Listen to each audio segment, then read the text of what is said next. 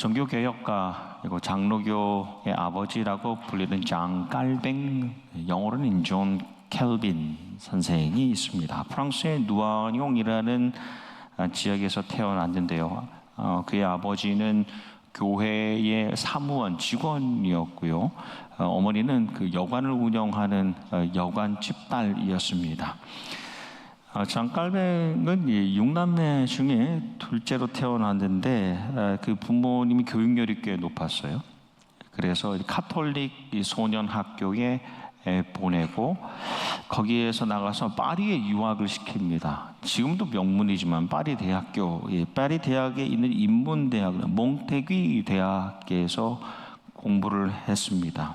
철학, 신학, 수사학, 논리학을 배우고 우리도 잘 에라스무스의 가르침을 받은 그 당시는 대단한 지성인이었죠. 근데 이 부모님이 출세를 바래서 너가 세상이 좀 더 잘 되면 좋겠다라고 생각을 해서 신학을 하지 않고 법학을 공부하게 합니다. 전향해서 공부를 했는데 이 깔뱅이 당시 로마 카톨릭 신자로 교회를 보니까 교회에 모순이 있는 거예요. 교회에 문제가 있음을 보면서 깊은 고뇌에 빠지게 됩니다. 남긴 글을 보면 저는 괴로움 속에 빠져들어 불안했고 영원한 죽음의 비참함에 대해 더욱 불안했습니다.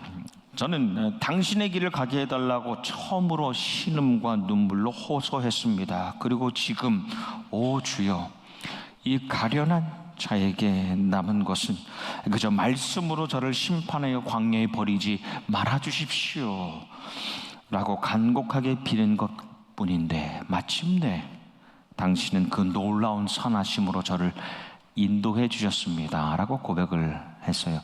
그러니까 깊은 고민과 고뇌 가운데 있었습니다. 그래서 가톨릭이 개혁돼야 되겠다라고 절실하게 느끼면서 쓴 책이 그 유명한 기독교 강요랄 Institutes of Christian Religion이라는 책입니다. 그런데 이 책 때문에 도망가게 됩니다. 스위스 바젤로 망명을 하게 되지요. 그래서 장깔뱅 선생의 삶을 보면 자기가 처음부터 계획했던 자기가 가고 싶었던 길과는 전혀 다른 길을 가요. 하지만 주님께서 끊임없이 원하셨던, 그를 통하여 보기를 원하셨던 그분이 원하시는 그 로드맵을 따라서 사는 삶을 보여줍니다. 이 장깔뱅 선생은 별명이 몇 개 있었는데 그 중에 가장 유명한 별명을 우리가 잘 아는 대로 걸어 다니는 종합병원이에요. 육체적으로 보면 평생 두통이 있었어요. 여러분, 두통이 평생 있었다는 건 얼마나 괴로운 일입니까? 천식, 결핵, 위궤양, 관절염, 담석증, 신장염 등등 듣기만 해도 저희 몸도 아파오는 것 같은 그런 느낌이 들 정도로 많은 질병으로 힘들었습니다. 그래서 55세에 세상을 떠났어요. 이 정신적으로도 보면은요, 이 본인이 본인을 평가할 때 스스로 나는 참 소심한 사람입니다 라고 평가를 했어요. 그 다음에 나는 참 나약한 사람입니다 라고 평가를 했는데 그런데도 그를 방해하고 반대하는 대적자들이 너무 많았어요. 나는 참 소심하고 나약한 사람인데 그렇게 반대하는 사람들이 협박하고 박해를 하니까 고향을 떠나서 모국을 떠나서 추방되고 도망하고 결국 어떻게 됐습니까? 이 프랑스생인데도 지금의 이제 스위스라고 할 수 있는 그 지역에서 활동할 수밖에 없고 또 거기에서 세상을 떠나게 됩니다. 그러니까 이 천성적으로 또 후천적으로 아주 병약한 사람이었어요. 부족한 사람이에요. 말도 그렇게 잘하는 사람도 아니고 상당히 과묵한 사람이었습니다. 그런데 어떻게 이 장깔뱅이 말이에요, 이 개신교의 기초를 닦고 또 장로교의 창시를 돕고 이 종교의 영역을 넘어서서 지금도 이 프랑스와 스위스 또 전 유럽을 넘어서 전 세계적으로 모든 정치 시스템, 경제 또 사회, 문화적인 모든 부분에 정말 지대한 영향을 지금까지도 미칠 수 있었느냐 말이에요. 그렇게 병약한 사람, 부족한 사람 말이에요. 그 이유는, 그 답은 이 깔뱅은 자기 마음대로 살지 않고 항상 하나님 마음대로 살기를 원했어요. 때마다 하나님이 뭘 원하시는가를 선택하며 가다 보니까 거기까지 이르게 된 겁니다. 평생 경험이 하나님의 말씀에 묶여서 하나님의 뜻을 구하며 사는 삶을 살다 보니까 이런 위대한 일을 감당하게 된 겁니다. 여러분이 잘 아는 이스라엘의 첫 번째 왕이라고 할 수 있는 사울 왕. 처음 그 사울 왕은 우리가 잘 아는 겸손한 사람이었죠. 좋은 마음밭을 소유한 사람이었어요. 그런데 왕이 되고서는 놀랍게 급속도로 그 겸손함을 상실해 버리는 이유가 무엇이냐? 사울 왕의 그 이야기, 그 기사를 보면 그 후로 왕이 되고 난 다음에는 하나님을 대면하는 사건이 나오지 않습니다. 하나님을 마주하고 하나님을 만나는 일이 나오지가 않아요. 그렇게 되면서 두 번의 치명적인 실수, 죄악을 저지르죠. 불순종. 첫 번째, 블레셋과의 전투에서 사무엘이 기다려 나오지 않으니까 어떡합니까? 이 백성들의 눈치가 보여서 백성들이 자꾸 떠나가는 것 같으니까 자기가 제사를 주도합니다. 두 번째, 아말렉과의 전투에서 승리하고 그것을 다 진멸하는 하나님의 말씀에 순종하지 않습니다. 어떻게 합니까? 백성들을 핑계로 자기에게 좋은 것을 남겨둡니다. 그러니까 사무엘이 끝에 말하잖아요. 순종이 제사보다 낫고 듣는 것, 경청하는 것, 쉐마, 말씀을 듣는 것 자체가 수많은 순양의 기름보다 나으니이다 하는데 사울은 그 마지막 순간까지 자기 삶이 불안해졌을 때 하나님을 대면하지 않아요. 오히려 신접한 엔돌의 여인을 찾아가지요. 귀신을 찾아가는 거예요. 반면에 이스라엘 두 번째 왕이었던 다윗은 왕이 되고도 실수 많이 하죠. 많은 과오가 있었습니다. 그런데 항상 자기의 그 부족함과 연약함을 느끼면서도 자기의 연약함과 부족함으로 죄를 짓고 나서도 하나님의 임재를 구해요. 나의 영혼이 잠잠히 하나님을 바라며. 나단이 그의 간음죄를 고발합니다. 그걸 발설할 때에 나단을 죽이지 않아요. 충분히 죽일 수 있었지만 하나님의 말씀을 들고 온 사람을 내치지 않습니다. 그 말씀에 다시 묶여 회개하죠. 말씀을 자신을 다 묶음으로 하나님의 뜻을 구하는 삶으로 회복됩니다. 하나님을 대면하고 그 말씀, 그 쉐마, 청종하고 그분이 좀 하나님의 뭘 원하시는가를 구하는 삶. 그래서 사울과 다윗의 가장 큰 차이는 무엇이냐? 왕이 되었던 왕이 되지 못했던 그의 삶에 겟세마네가 있었느냐? 하나님의 홀로 독대하는 말씀에 다시 자신을 묶어내는 그런 자리가 있었느냐가 이 두 사람의 큰 차이예요. 사순절 다섯째 주일을 우리가 지나고 있습니다. 그러면서 우리 마가복음을 함께 나눕니다. 마가복음 특별히 집중하는 것은 예수님은 대단히 섬김을 받으실 왕이 아니라, 마태복음은 왕을 강조하는데 마가복음은 섬김을 받는 왕이 아닌 섬기는 종의 모습을 계속하여 보여줍니다. 그래서 자기를 내어주는, 내 생명을 내어줌으로 다른 생명을 살리는 게 대속물의 삶을 사신 예수님을 보여주면서 예수님께서 십자가로 가실 때가 가까웠음을 아세요? 내 생명을 다 내어줄 때가 되었음을 아시죠? 그리고 묻습니다. 너희는 나를 누구라 하느냐 묻잖아요. 베드로가 답하죠. 주는 그리스도십니다. 예수님께서 예루살렘에서 고난 받으시고 십자가에서 죽으실 것을 알리실 때에 우리가 잘 아는 대로 베드로가 항변했다고 나옵니다. 항의한 거예요. 그러면 안 됩니다. 그러면 안 됩니다. 그때 예수님께서 사탄아 내 뒤로 물러가라 하시고 하신 말씀이 내가 하나님의 일을 생각하지 않고 사람의 일을 생각하는도다 라고 말씀하세요. 내가 하나님의 일, 하나님이 정말 하기를 원하시는 일은 생각하지 않는구나. 넌 사람이 하고 싶어 하는 일을 생각하는구나 라고 책망하세요. 이어지는 주님 말씀이 누구든지 나를 따라오려거든 자기를 부인하고 자기 십자가를 지고 나를 따라올 것이니라. 나를 따라오려거든 어떻게 따라올 것이니라. 따르다라는 말이 두 번 나옵니다. 근데 다른 용어가 쓰였어요. 앞에 나오는 따라오려거든 에르코마이라는 것은 그냥 이렇게 따라가는 겁니다. 누구를? 따라가는 거예요. 앞으로 가니까 그냥 쫓아가는 거예요. 그 뒤에 나오는 따를 것이니라는 아콜루데오라는 것은 앞서가는 분에게 속하여 끝까지 같이 가는 겁니다. 끝까지 뒤를 따라가는 겁니다. 이제 예수님께서 십자가를 앞두시고 십자가 앞에서 원하시는 사람들은 에르코마이, 그냥 따라왔으니까 따라가는 사람이 아니에요. 무리라고 불리죠.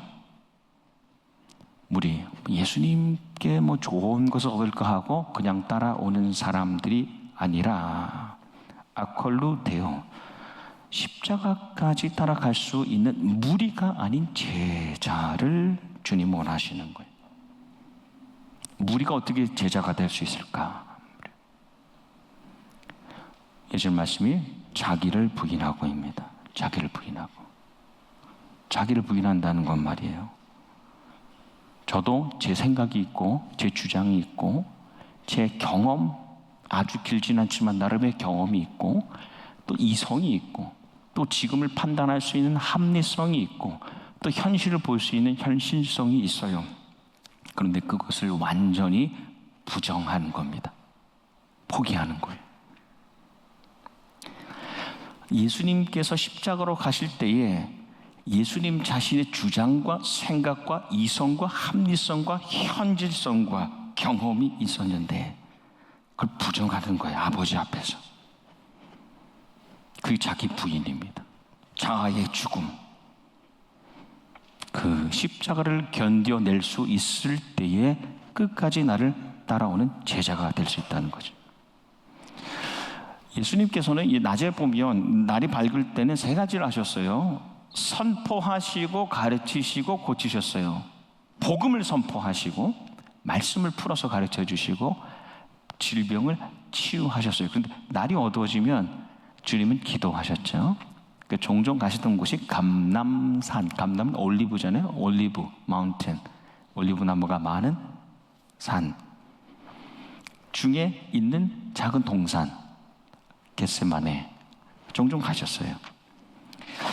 이 시공간, 겟세마네라는 시공간을 보세요. 여러분 세상의 관점에서 사람의 그 시각에서 보면 너무나 비생산적인 일 아닙니까? 비효율적인 습관이에요. 이 예수님의 생활 패턴은 이 세상적으로 사람의 관점에서 이 시선에서 보면 무익한 일이에요. 근데 하나님 앞에서 하나님을 계속하여 이 삶이, 나의 삶이 내가 주인이 아님을 확인하는 가장 중요한 그런 일과 그 루틴.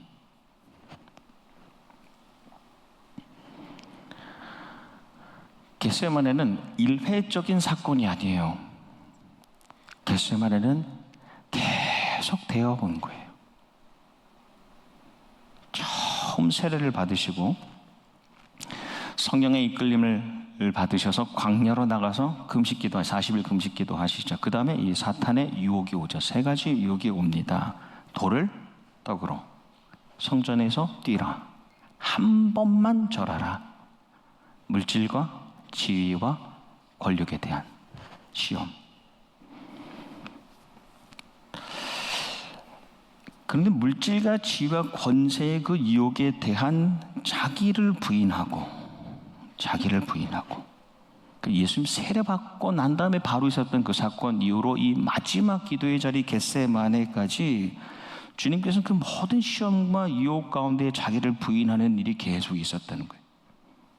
그리고 십자가 직전에 마지막 겟세마네로 나오신 겁니다. 우리 신앙이 그래요. 인생에 큰 고난이 닥쳐서 갑자기 기대의 자리로 나오고 그럴 수 있죠. 그것도 귀해요. 하지만 그 고난을 어떻게 넘어설 수 있느냐? 자기를 부인하는 그 사건이 매일의 겟세마네가 나의 루틴이 되는 거예요. 일과가 되는 거예요. 그때에 자기를 부인하고 십자가를 지고 주님을 끝까지 따르는 무리가 아닌 제자의 삶을 살 수 있게 되는 거죠. 예수님의 기도 첫 번째 구절, 아빠 아버지, 아바입니다. 다른 복음서에는 이 아빠라고 표현이 안 돼 있어요. 왜냐하면 그 복음서를 받는 컨텍스트, 그 사람들은 다른 무리이기 때문에 그래요. 근데 이 마가복음을 받는 특별히 유대인들이 아빠가 주는 의미를 깊이 알고 있었습니다. 그건 친밀함이에요. 제가 중학교 1학년이 됐을 때 저희 아버지가 야 은성아, 넌 이제 나를 아버지라고 불려라 그러더라고요. 그동안 아빠라고 불렀는데 많이 서운했어요. 거리감이 느껴져요. 그 후로는 제가 아버지 세상 떠나실 때까지 한 번도 아빠라고 부른 적이 없는데, 이 아빠라는 그 아버지에 대한 그 호칭. 근데 이것은 이 시간, 이 공간에서만 있었던 일이 아니에요. 그분은 계속 하나님을 아빠라고 불러오셨어요. 그렇게 기도를 여시는 거예요. 아빠, 나의 원대로 마시고 아버지의 원대로 하옵소서. Not my will, but your will be done 입니다. 근데 이 기도, 이 제목, 이 간구는 전혀 생소한 것이 아니에요. 오래전 주님을 따른다고 따라왔던 그 무리들, 그 제자를 행해 주셨던 산상수훈 가운데 그들을 위하여 가르쳐 주신 주님의 그 기도. 아버지의 뜻이 이루어지리이다. Your will be done. 우리에게 이미 가르쳐 주신 기도예요. 그날도 예수님께서 아버지 하나님의 뜻, 그분의 의지와 그분의 계획, 정말 하나님이 뭘 원하시는가? 이때여 나의 소망과 소원을 내려놓는 것. 나 자신을 완전히 부정하는 그 겟세마네로 혼자 가지 않으셨어요? 제자들을 초청하시죠. 가자. 그리고 말씀하시죠. 시험에 들지 않게 기도하라. 기도하지 않으면 돌을 떡으로 만들고 싶어지는 거예요. 기도하지 않으면 내 이름이 높여지기 위해서 성전에서 뛰어내릴 수도 있는 거예요. 기도하지 않으면 내가 힘 있어 보이기 위해 사단에게도 절할 수 있는, 시험에 들지 않게 기도하라 라고 하셨는데, 이것도 그 겟세마네에서 처음 들려진 말씀이 아니죠.